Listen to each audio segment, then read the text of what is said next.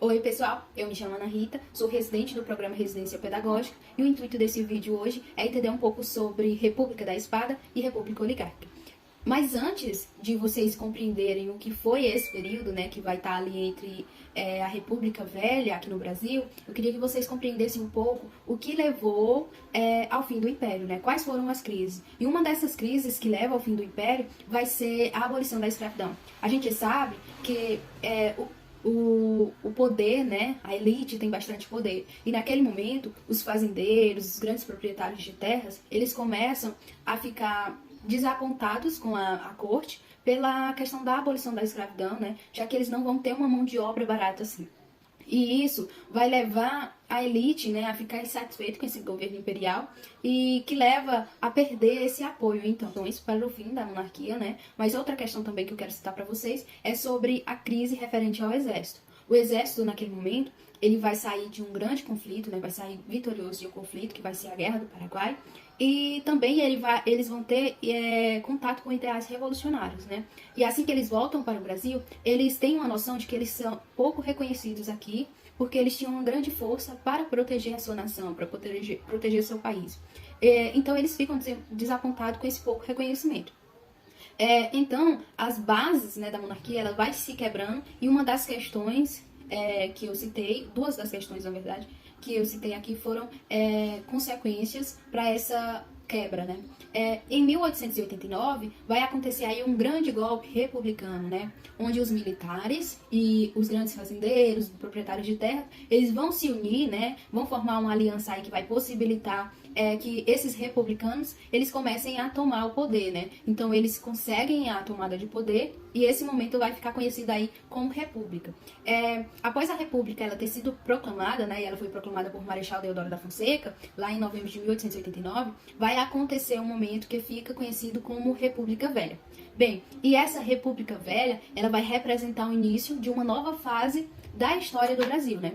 Dessa forma, o Estado brasileiro ele vai passar por grandes mudanças e essa República Velha ela vai ficar dividida em dois momentos, dois períodos. A República da Espada, né, que vai ficar aí permanecer durante os anos de 1889 até 1894 e vai receber esse nome justamente porque o país ele vai ser governado por dois representantes militares, né, que foi o Deodoro da Fonseca, né, o Marechal Deodoro da Fonseca, e o segundo que vai ser o Marechal Floriano Peixoto. E por isso essa razão da República da Espada. Outro momento vai ser a República Oligárquica, que ficou conhecida como política café com leite. Mas antes de falar sobre essa República Oligárquica, né, eu queria comentar para vocês que na República da Espada vai haver um momento aí conhecido como um governo provisório, né, que é o primeiro momento dessa proclamação da República. O governo ele vai propor aí algumas políticas econômicas que vai ser direcionada, digamos assim, para um modelo mais industrial, né, já que aquele momento vai ser marcado pelo desenvolvimento industrial. E como a elite agrária, né, ela desejava novos meios, novas maneiras para obter lucro, uma das questões era esse desenvolvimento industrial para obter mais lucros e já que eles não tinham uma mão de obra barata, uma grande mão de obra para fazer uma grande produção, investir nesse desenvolvimento industrial contribuía para esse grande investimento. Bem, na época, né, o Deodoro da Fonseca, ele vai incentivar, por exemplo, a abertura de novas empresas, né, a emissão de moedas, enfim, todas essas questões que vão, no fim, não vai ter um grande sucesso que eles tanto almejavam, né, e isso vai provocar uma das maiores crises que o Brasil vai enfrentar. Essa crise ela vai ser conhecida como encilhamento. Outra questão que a gente precisa entender nesse momento é a Constituição de 1891. Uma das medidas mais importantes, consideradas mais importantes durante esse período do governo provisório, que foi essa promulgação da Constituição de 1891, né?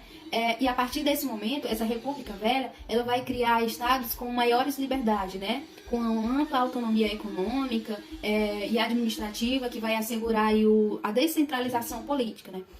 E diante disso, os estados eles formaram grandes poderes executivos e legislativos, com a total liberdade de eleger, por exemplo, governadores e deputados. E isso também contribui para criar impostos, escolher suas próprias forças militares e também elaborar alguns textos constitucionais.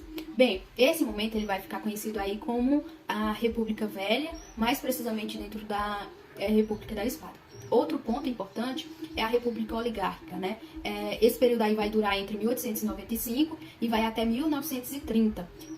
Vai receber esse nome pela questão de que os grandes coronéis, os donos das fazendas, né, eles vão ter um título aí de chefe político naquele momento. Eles vão exercer grandes influências nas questões políticas do país, né? Vão criar uma alternância de poder, né? E justamente por essa alternância e essa forma de governo que vai ficar conhecida popularmente como política de café com leite. Como os coronéis eles tinham uma grande influência, né, com o voto popular, e o voto era aberto, né, ficava assim mais fácil de controlar as pessoas que votavam nos candidatos escolhidos, né, por eles. E esse momento ele vai ficar conhecido como o período do voto do cabresto. Bem, espero que vocês tenham compreendido sobre esses dois momentos da República Velha, né, que foi a República da Espada, com a Constituição de 1891, possibilitando, por exemplo, que os estados tenham maior liberdade executiva e legislativa, a questão também da crise, do encilhamento, e já com a República Oligárquica, a questão do voto do cabresto, os poderes dos coronéis. Eu convido vocês a resolverem uma questão no Enem, questãozinha de 2014, e a partir dela, espero que permaneça alguns pontos discutidos ao longo da minha fala, para que no momento da prova vocês consigam lembrar e responder as questões de uma forma mais segura, né, referente a esse momento aí que é da política do Brasil, que é a República aqui no Brasil. Vamos lá para a questão. Bem, o primeiro texto diz: até que ponto, a partir de posturas e interesses diversos, as oligarquias paulistas e mineiras dominaram a cena política nacional na Primeira República? A união de ambas foi um traço fundamental, mas que não conta toda a história do período. A união foi feita com a preponderância de outra das duas frações. Com o tempo, surgiram as discussões e um grande desacerto final.